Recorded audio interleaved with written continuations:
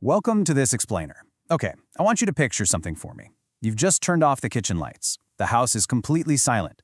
But down below, totally out of sight, this incredibly cinematic drama is unfolding right under our noses. Welcome to the underground world of politics. Meet the Cockroach Janata Party. It's a question that kind of challenges our whole perception of home ownership, right?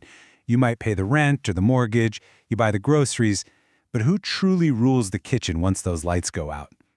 We really like to think we're the undisputed masters of our domain, but as we'll see through the source material we're analyzing today, there's actually a shadow government operating in the dark. A highly coordinated group that looks at our countertops and doesn't see our property, but their sovereign territory.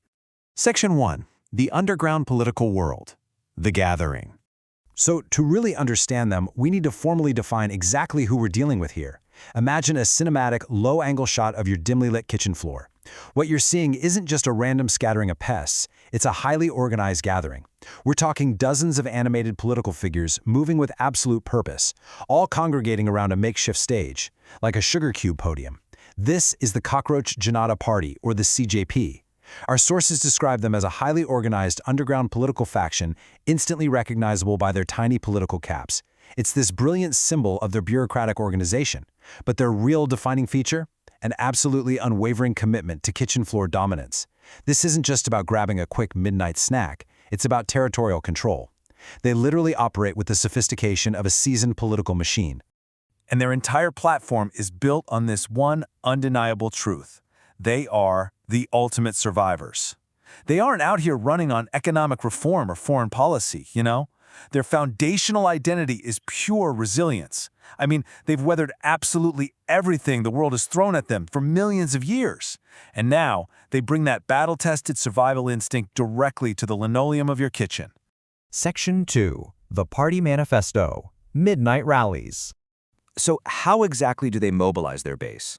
Well, they do it through charismatic leadership and these intense midnight summits. The source text actually paints this really vivid picture of a charismatic cockroach leader, standing tall, waving its antenna emphatically, and gesturing towards a dirty plate left in the sink.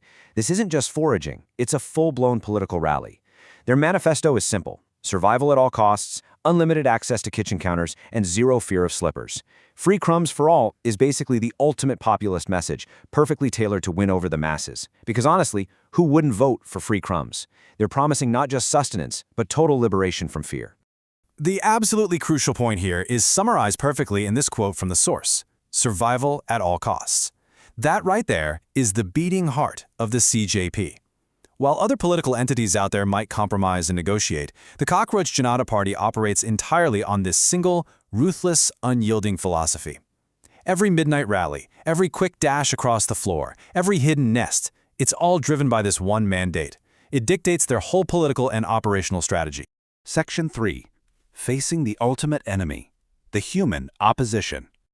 But listen, every party faces a formidable opposition. For them, it is the dreaded hit spray and the flying slipper. To us, sure, these are just basic household items, but to the CJP, these are literal weapons of mass destruction. The hit spray represents chemical warfare, an invisible, toxic threat that can clear a counter in seconds flat. And the flying slipper? That's a kinetic strike, a blunt force trauma coming right from above. They have to campaign and govern while constantly navigating this heavily militarized zone. You can just feel the tension. The sources describe this moment of extreme crisis. Imagine a dramatic, slow-motion shot of a giant human foot descending from the ceiling. Instantly, alarm lights flash in the cockroach headquarters. It's a full-blown state of emergency. The midnight rally is immediately interrupted. The human opposition has launched a direct strike, and the CJP has to react in a fraction of a second. Yet, the text points out something truly fascinating here. They are facing the danger. They don't just freeze up. Their political infrastructure doesn't collapse. Because they promised their electorate zero fear of slippers, they have to deliver on that promise. So they face this existential danger head-on, executing their survival protocols with the precision of a highly trained military unit. They don't lose their political footing, even when the literal floor is shaking beneath them. Section 4. An undefeated legacy. The escape. The strike comes down hard, but the target? Gone. As they quickly scatter and execute a rapid, tactical retreat into the wall cracks.